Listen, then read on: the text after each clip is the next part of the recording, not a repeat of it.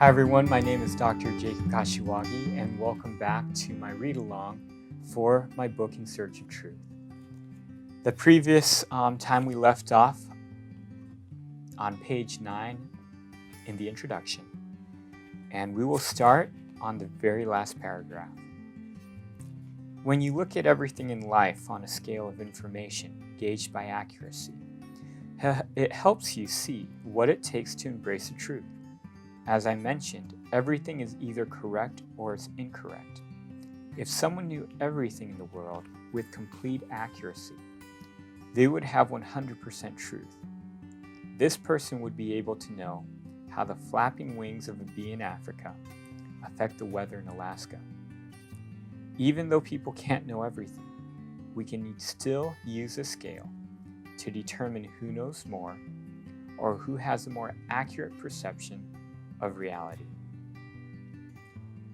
As I was growing up, I started to realize that there's a lot of ways to measure people and measure things. There's a lot of different scales. But the scale that I found to be the most important is the information scale. There's always going to be some people who know more and some people who know less. And I started to realize that I want to find those people who know more, who have more information. Because I realize on the information scale, it is the only scale that when you find someone with more information, that allows you to achieve the three main things in life, which is be able to be successful, be able to be happy, and also to be able to be stable, to not have a lot of stress and worry as you go through things. And these were always very important to me, and I started to realize that the information scale, it's a very good measurement of these three things. Sometimes you only measure things based upon a person's wealth, and as we're starting to realize in society today, that doesn't necessarily mean if someone has a lot of money that they understand how to be happy and how to be stable in their life and how to even maintain that wealth for a long period of time.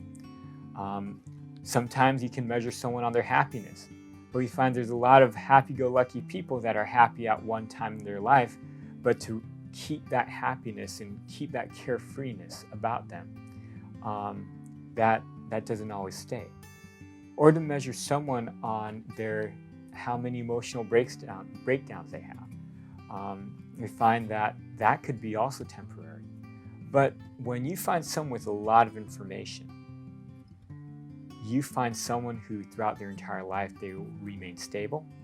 Throughout their entire life, they will be happy and they'll only become happier, as well as their wealth and their success will only pick up.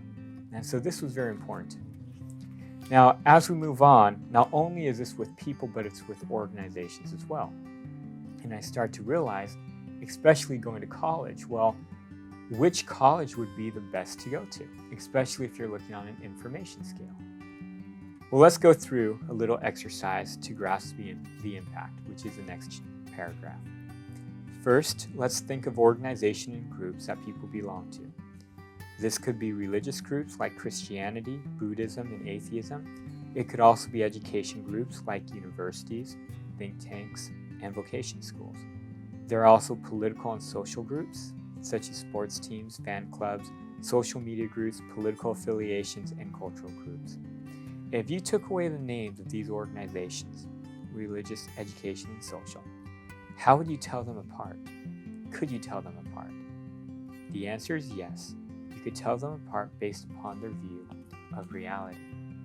And what you start to realize is in all these different aspects of life, all these organizations, if you took away their names, of course you could tell them apart, because based upon what they teach, how they act, how they teach you even, all of these things differentiate these organizations. And I start to realize that, especially in our world today, we don't necessarily look at organizations based upon their perception and what's actually being taught to them. In fact, when you think about going to college or picking a company to work for, oftentimes you don't actually look at, hey, what exactly are they teaching? especially in college. You're looking at their name. You're looking at their prestige. You're looking at what they require to get into them. But I tell students, you need to go past the name. I'm more concerned about which professor exactly will be teaching me and how good are they at what they're teaching me. Do they have real-world experience? Were they successful in business? Do they have a lot of research grants where they've invented something or created a patent? Or did they do something that was notable that allows me to know that this person's perception of reality, how they're teaching me, what they're teaching me, is something that's more accurate. It's something that is very important, but oftentimes we overlook. Even in companies, this was very much the case. If the company had a very big name in the past, people wanted to work for them. But more important than the big name and how big the company was or how many different products they had, more important was who's working in this company and what is the leadership, what's their perception of reality, have they been accurate in the past, are they still accurate in the decisions they're making. And nowadays, as people go to work for organizations, this is more important, and that's the reason why, because it makes a difference in what they do and how successful they will be in the future. Now, going to the next paragraph, when it comes down to it, every organization is trying to describe their perception of reality. Educational organizations are typically seen as more scientific and closer to reality. However, religious organizations are also teaching their view of reality. They focus more on what they think will happen after death and subjects that have very little empirical evidence. So this is seen as more subjective and not as scientific. Then you have political and social groups who also are trying to spread their view of reality and what they think is important to focus on, or the most accurate way to run society. And really what I'm looking at here is that religious groups are teaching their perception of what life is about, and it's very needed. Educational groups are teaching what they think business is about and what they think science is doing and the development of different occupations. And political groups are looking at how to manage people better and what's the best society that we can have. But each one of these organizations in your life, they have a level of truth in that area that they're teaching you. And if you're really looking for truth, then each of these areas, whether it's social, political, educational, religious, you want to find groups that have a lot of understanding information. If you're looking for the truth, if you're looking for reality, and if you want to learn those things that will make you more stable, happier, and more successful. Now, there are a couple of questions I had, I'm going to cover real quickly here.